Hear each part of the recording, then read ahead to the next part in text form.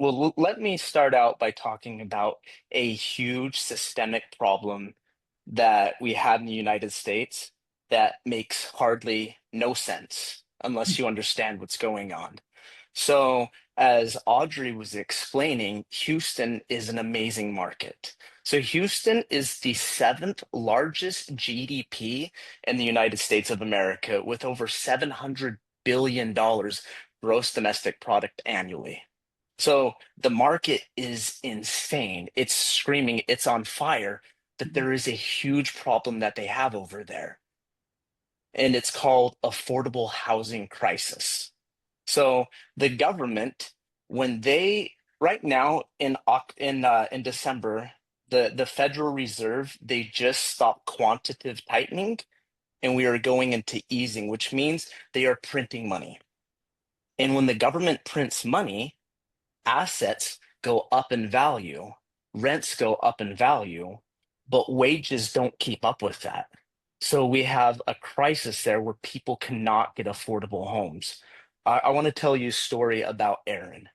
Aaron was a gentleman who served in our Navy honorably for several years. And when he came home, he was not on disability, he was not on housing vouchers, but he could not afford to get into a home. He tried looking at motels, $500 a week to stay in a motel. And for that price, you'd probably get stabbed in the night. Like, not a place you want to be. He tried getting into a small studio that they want excellent credit. They want long-term leases, and those are $1,200 a month as well, starting, and they go up from there. So Aaron ended up sleeping in buses, in laundromats, and in 24-hour fast food restaurants just to try to have a safe place to sleep. All Aaron wanted to do was get a home and reconnect with his family. So we have Maslow's hierarchy of needs. And at the very bottom of that is home, shelter, food, and clothing. If you cannot get shelter, you cannot move up that pyramid to self-actualization. And so there's, I'm sure most people on this call remember the sitcom, The Brady Bunch, The American Dream. A father went to work. They had a live-in maid, an at-home mom, like a dozen kids, and a dog.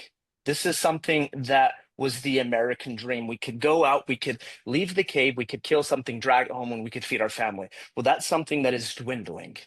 And if you could please go on to the next slide.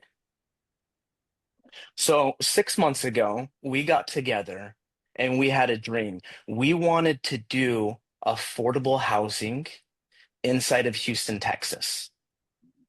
Now, 6 months later, today, actually yesterday, I was able to release the final draw for our contractors, and this home is finally finished. It's going to go live in the next month or so.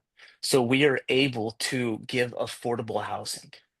Now, today, we're going to ask you to push the blue button, and that's to invest with us.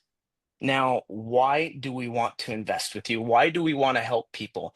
There is a law. It's called the more people you serve, the more people you help, the more successful you will be able to the more successful you will become. Now, I'm a father. I have 8 kids. I'm not looking for a handout. I'm actually looking to build generational wealth for my family. And assets, when we print money and we hold assets, those things go up in value. So when you invest with this, you're not only getting cash on cash returns, you're not only getting forced appreciation, but we're also educating you. And the number one thing is we will put you on the HUD. When you are in the HUD, you're able to build your credibility package. Now, lots of people are here because they want to learn how to do real estate. I wish everyone would stay with us and invest with us over and over so we can completely turn the entire market around and give everybody affordable housing. But the thing is, a lot of people, they want to come here, they want to learn, and they want to go out on their own.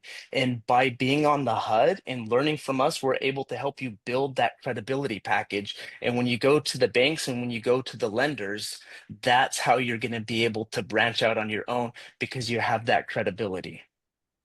Yeah, So that's a great point. Like one thing we've learned and we know for certain is getting a new construction loan is not easy.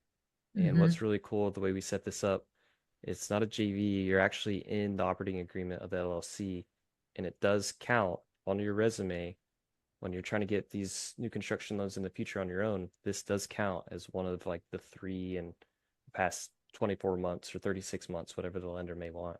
So that's a good point, LD.